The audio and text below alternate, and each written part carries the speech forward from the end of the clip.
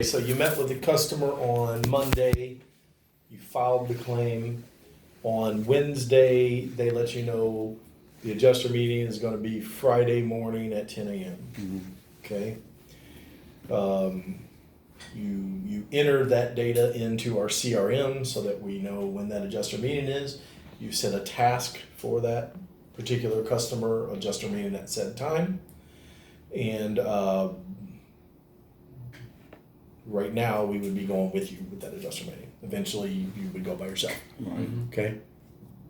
So, you go to the adjuster meeting, you meet the adjuster, you all watched a few videos that have kind of roughly took part of an adjuster meeting, so you understand a little bit. The adjuster comes there, verifies the damage. The adjuster then will, on the spot, typically make a decision to replace or repair. Okay? Most of the time it's fully replace. That's what we do. Right. Repairs are just aren't profitable and we try not to do them. Or we get them sometimes. When we get them, then we look for other ways to make it a full replacement. Right. Okay? Whether it be the field adjuster didn't have the power to make that call, it goes to the desk adjuster, the one that's sitting in the office, so forth. The desk adjuster, then sometimes we have to persuade, while according to Kentucky matching law, that's why he should be doing this, not repairing, but fully replacing. Okay? Yeah.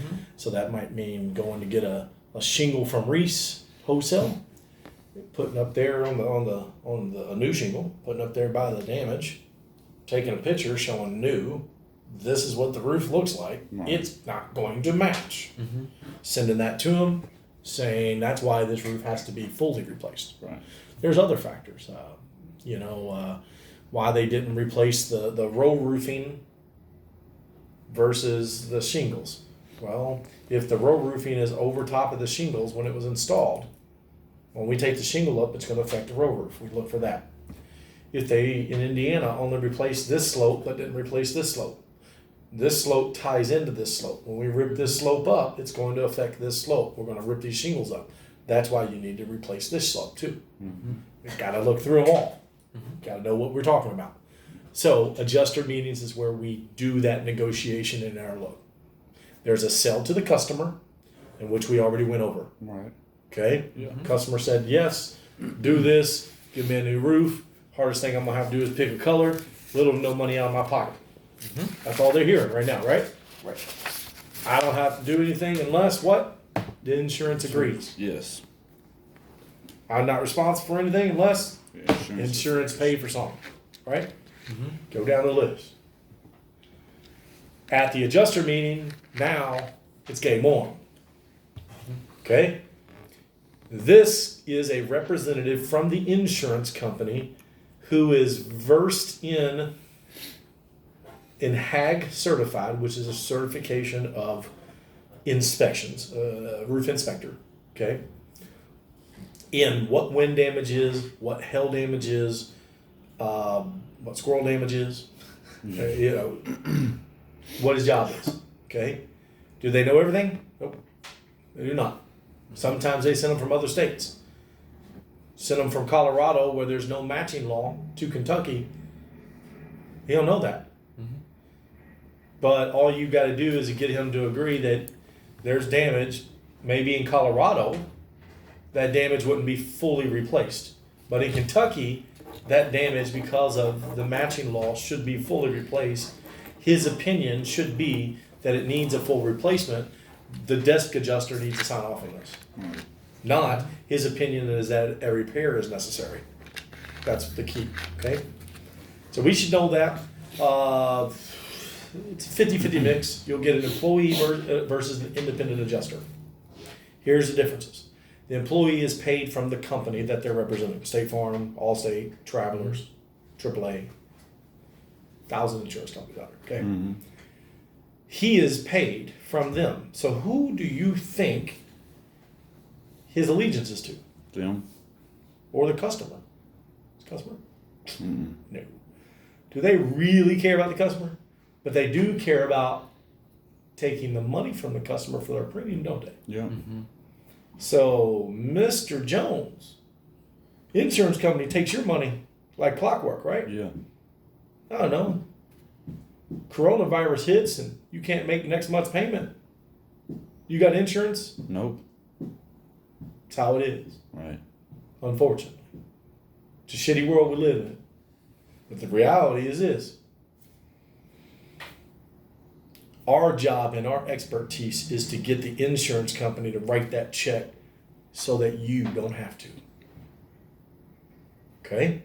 Giving you sell points. I'm giving you things I say. I'm giving you when you go back and listen, you'll pick up on some of these things. You just need to keep regurgitating it. Okay? So my job is to negotiate with that insurance adjuster on your behalf. In theory, I can't put that in writing because it's gray area legal. You know why? Because the insurance companies have big lobbying groups. Do y'all agree with that statement? Insurance is the only industry that survived the Great Depression. Wow. Like I said, coronavirus happens. 6 months, 8 months go down, they declare martial law here, and we all stuck inside, and yeah, we're upset about it, and we're all this. You don't make that insurance payment, your house burns down, what happens? You lose your house. But you don't make that credit card bill. My credit. What do I care about credit now? Right. That's real decisions for real America, for real people. Okay? Hopefully we never come to that. I do not believe this is that, but I'm giving you an understanding of the Great Depression didn't just happen. They woke up Monday morning and no. Right. Series of events over a period of time in which caused an economic hardship that took them years to recover. The only industry in this country that survived, that flourished, was the insurance companies of America. We are the only standard of the world that has insurance the way we have it. Doesn't exist any. Do you think that the insurance company in Britain does what we do here? No. Don't work. It's sort of a democracy, but a little bit more socialist in their approach to ownership. Something that we've forgotten in this country. I'm not going to get on my speeches, but we've forgotten it. We've forgotten an understanding of who we are as American. And I don't want you don't have to get into all these special. I'm just getting it's a tangent right now, okay? Yeah. But the reality of what I'm getting at, your job is to negotiate with that insurance adjuster on your customer's behalf, and not discussing the customer's policy, Right. because you're not an adjuster. Yeah. Okay, we don't discuss the policy. I tell them, hey, my job's not to discuss the policy. My job is to discuss this is what it's going to take to build this.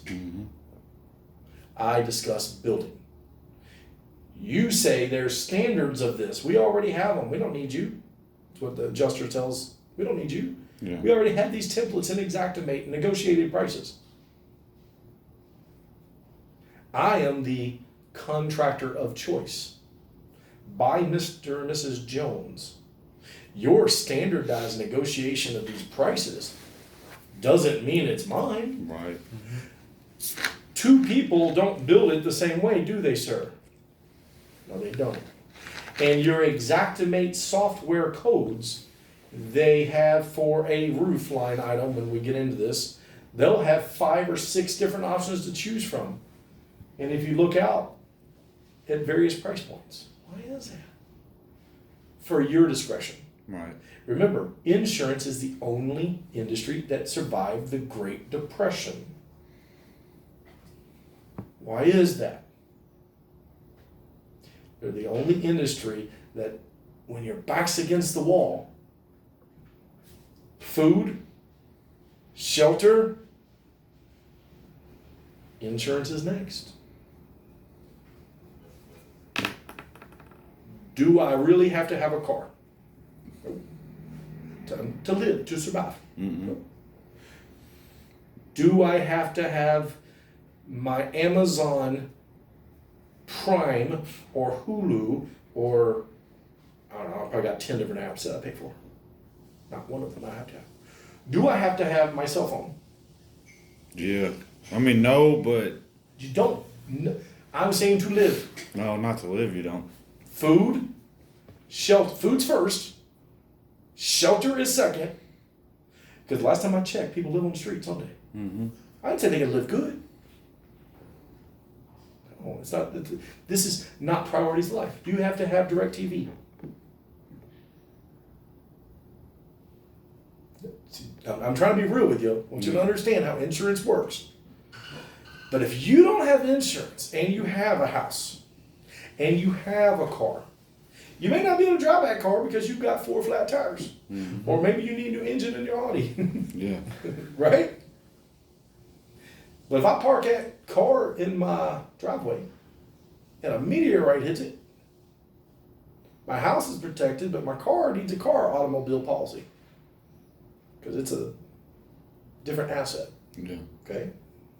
Or, I don't know, say I'm at your house. My car needs to be paid for by me, right? Mm-hmm.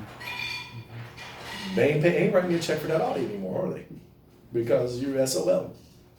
Now, we have various laws and things that put in place that you've got to have these things, right? Yeah, for sure. But not everybody does. We all know this, Right. right? Until they get caught, and then they get hemmed up, and they got to have it, and that lasts for 3 to 6 months, and Murphy's Law happens again, and Murphy's Law is that law in which you can't protect, and you don't know when it's going to happen, but it happens. Shit happens, right? What I'm getting at again, insurance is kind of a priority. There's arguments in this country about health insurance. Is it a priority? I don't know. For 85% of us probably, it's not a priority. Right. Because most of us can't think about Murphy's Law. We see what's in front of us, but the thing that hasn't happened yet, we don't see to protect from. That's Murphy's Law. Hadn't happened yet, Right. but when it does, it's when you least expect it, And and it's a problem. Yep. Right? Mm-hmm. I wasn't expecting this with my Audi. No. I got 6-8 grand. I'm gonna go pop on the Audi. Right. Not at all. So what do? You look for ways around. It's what anybody does. Yeah. Okay? Well, not any. There are some wealthy people that just write checks and they don't care. Yeah. But in some cases they're reckless. Ultimately, what I'm getting at, our job is to represent this client, not the insurance company. Mm-hmm. We do not discuss their policy and what it covers. That is technically against the law because you are not a licensed adjuster. Okay? Mm-hmm. But you do discuss, this is how we properly build this, and this is not being paid for here by you yet. We need to make sure it gets paid for. That's what you discuss. Right. Okay? How much it gets paid for is also a fair discussion. Because your Xactimate software, Mr. Insurance Company, says to remove that shingle, it's $39 a square. Mm-hmm. Our rack rate says $51. Just because yours says 39, why? We're the contractor of choice for Mr. Jones. You should be paying our invoice, just as if we were an electrician. You just sign off on it. A plumber, you just sign off on. We come out, we do the work, we give them an invoice, they write us a check, they get reimbursed by you. Why is it any different in our trade Right. that it's in there? And that's something you'll learn. I want this is on record so you hear it and you absorb, because you'll see it happen, okay? Because there is a difference. They want to negotiate with us. They want to negotiate with us to keep the dollar down for the most part, if it's an employee. Employees are paid their $50,000 a year Right. to go around, do reports of damage of property, whether it be flood, fire, wind, hail, whatever peril that it might be. The independent adjuster, we see a lot of those. They are paid a trip charge, $75, $100. Come out and give a report. They get paid more based on the claim they write. It's important. You tell me, I hire you at $50,000 just to go out and you work, whatever. Try to Why save do us you care? money or whatever. Save us money. That's what you Yeah. do.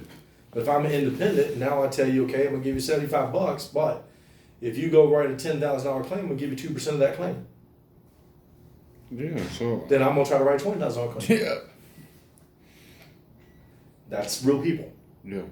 I just gave y'all a real conversation, a real life understanding of, and I don't know if y'all know or not know. You know, I don't even know what I said was even debatable. It might be emotionally not what people want to hear, but it's the truth. Right. We speak the truth to our customers. We speak the truth to the adjusters. They may not want to see why we charge an extra $5,000 in here and so forth. That $5,000 is our rack rate, and they say, "Well, I don't understand. What's your Mexicans charge? What's these charge?" Sir, if you'd like me to get you an invoice from there, I'm sure I could. But the reality is, you're grilling us over this charge when these are kind of regular occurrence charges. These are rack rate charges. Do you go? I was thinking, I order a sandwich from Which Wich. Do you go down to Which Wich? Because Which Wich sandwich is kind of expensive. It might be a $14 big sandwich. Do you go down there and say, "Well, look, I'm going to give you about $11.95, and I think we're fair"? Right. Do you? No. No, you don't. That's their rack rate. Now, let's also talk about supply and demand. If only one person's working in Which Wich and nobody's walking through the door, should Which Wich have the right to charge $30 for that sandwich? Mm-mm. They should. They can do it. Does Which Wich even keep the lights on for $11? No. So you're asking a business to sacrifice, to lose money in some cases, because supply and demand. Right. But yet, in the heat of the summer, what happens to the gas pump?